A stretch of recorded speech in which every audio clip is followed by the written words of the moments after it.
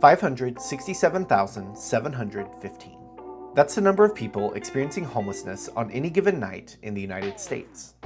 Homelessness is a bit like an iceberg. For every person you see on a street corner, there are dozens of others who have made themselves hidden in wooded areas, vacant buildings, and other hard-to-find places.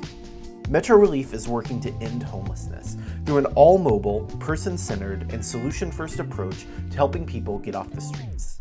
In this short film, you'll see firsthand how our street outreach case managers do this. What's up, Norman? Hey, man. How you doing? Hey. You on mission? Yeah. All right.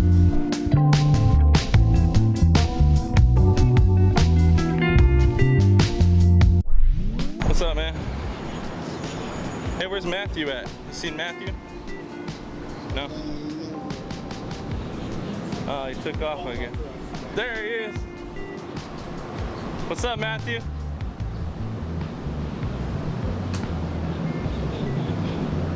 What's going on? How you been?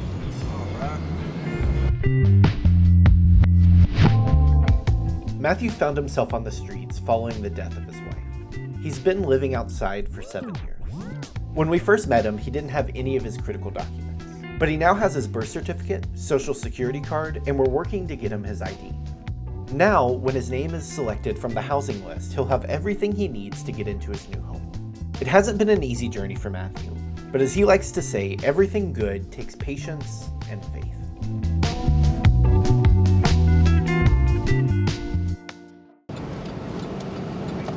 Wow, look at that place.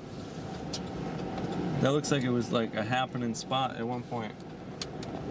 Look at this whole area is just dead. Yeah, like everything. That's kind of sad because look, you like see the city right there, and then it's like, what happened here? It's not like Katrina, you know. Like in New Orleans, you drive around, it's like mostly like this, and you're like, oh, okay, it makes sense. But not here. I don't get it. After this, we're going to 635 and 75. There's a little trail that goes underneath the freeways right there. There's quite a few encampments that have been set up underneath there. We've helped a few people over there. We've had some interesting times over there, to be honest. That's for sure. But yeah, there's some people over there that definitely need our help. So we're gonna head out there, see if we can find some people. We are looking for one gentleman. We're gonna give him his ID, and we have to fill out some paperwork with him. We tried contacting him a couple weeks ago, and we went out there, but we couldn't find him. That happens from time to time.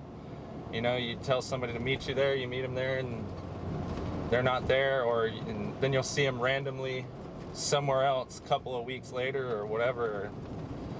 So it's kind of hit or miss sometimes because people are always moving around. I want so badly for people to get off the streets, you know, and sometimes I'm working with somebody for 2 or 3 months. I go through all of the process. I get them their ID, their birth certificate, their social, and then they get pulled off of the housing list, and then I can't get a hold of them. And I'm just like scrambling, calling people, sending text messages, emails, and it's just, yeah, it makes me anxious because I just want it so bad, you know. It's just one of those things where it's like it's out of my control, but and it happens more often than you think. I don't think anyone really does it like we do. You know, we definitely go and seek people out. We're not ones to just sit in the office and post up and wait for people to come find us. We definitely make a mission out of it to go and find people on the streets and get them off of them.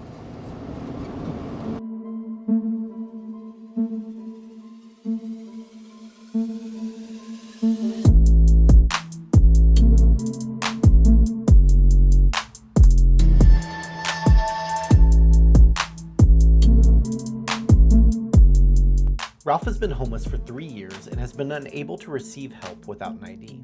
We were able to order a replacement ID from out of state, and he's about to see it for the first time in years. Our team is continuing to work with Ralph to provide the help he needs to get off the streets and experience new life. It often takes months to get someone like Ralph into stable housing. Listen as Ralph shares why receiving his ID is so important. I haven't had this in 3.5 years. Really? I haven't been able to do anything. I've been able to go to. Yeah. I can go to work. Yeah. Yeah. Yeah, you can't do anything without an ID. Yep. Damn, man. Well, yeah. It's not that I don't want to. That's why I'm starving to death. It's not that I don't want to work. Sure. Yeah. I Can't want to do work. anything without an ID. I want to be a productive member of society. Yep. But it's so hard to do it, and it's so hard to get an ID without ID. Yeah, I I know. don't have any living Yeah. family. I have none. You can't get an ID without a social security card. You can't get a social security card without an ID. You can't get a birth certificate without a social security card. Man, They don't make it easy. That's crazy. I haven't been able to get my stimulus checks, nothing. I've gotten no help. So, I mean, I can't get food stamps without ID. And I don't want food stamps. I want to work. Sure. Yeah. Yeah. Yeah, and Absolutely. then you can't work because you don't have the ID. Yeah, it means you have to eat out of a garbage can. You got no choice. You know, now I got a choice. Come on, man. That's awesome. Heck yeah, man. That's what's up. I'm a tattoo artist, man. I can't even tattoo, man. Are you? I was famous, believe it or not. I haven't been able to go to the food bank even. Really? No, you have to have ID. I'm like a little starving there, like, can't help you. It's like nothing worse than thinking a program designed to help people that turns you away. Oh my God. So, here's my card. Thank you. My cell's on the back. My cell's on the back. Thank you so much. Yeah. Thank you. No problem. The team is checking out an encampment that is about to be cleaned up. Everyone has already moved to a new location, but you'll get a closer look at just how harsh the living conditions are. Living rough causes a number of health issues, so it's imperative that we continue our search. The unfortunate reality is that 77% of people on the streets have been homeless for more than a year. I don't think anyone's home. Hello? Hello? Wow, look at that back there, dude. That looks cool. Hello? You gotta watch out for booby traps, man. Dude, look at that. That's pretty creative. Am I back here? Hello? We're here to help.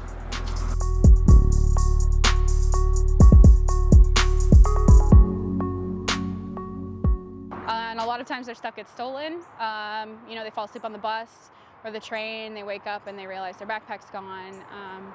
And all these things cost money. So if they don't have any money and they have to decide, you know, even if they've panhandled and gotten a little bit and they have to decide between an ID or some food, I mean, like, you know which one's they're gonna choose the food before they go and spend the $11 on an ID. And so makes it really hard to do anything. There's one shelter in the whole city that you can get into without an ID. And everywhere else wants an ID. You need an ID for food stamps and jobs and pretty much any service that any place provides you with. For homelessness, they're going to want an ID or some form of identification. Once they have their documentations, we can put them on the housing list. So we have the rapid rehousing list and the permanent supportive housing list, and depending on which they qualify for, you do need both ID and social to get on it. And so once they have that, it's really easy to just put them right on there. But by that time, we've kind of gotten to know them, and we've kind of learned their story and kind of have assessed as case managers what might be the best course of action for them. And it might not necessarily be housing, it might be rehab or detox or some other sort of transitional living.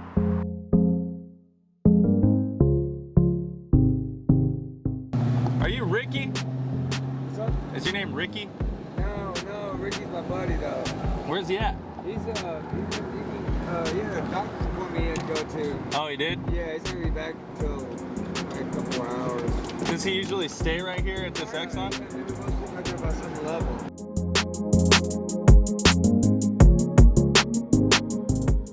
Our case managers are constantly on the move, searching for people on the streets.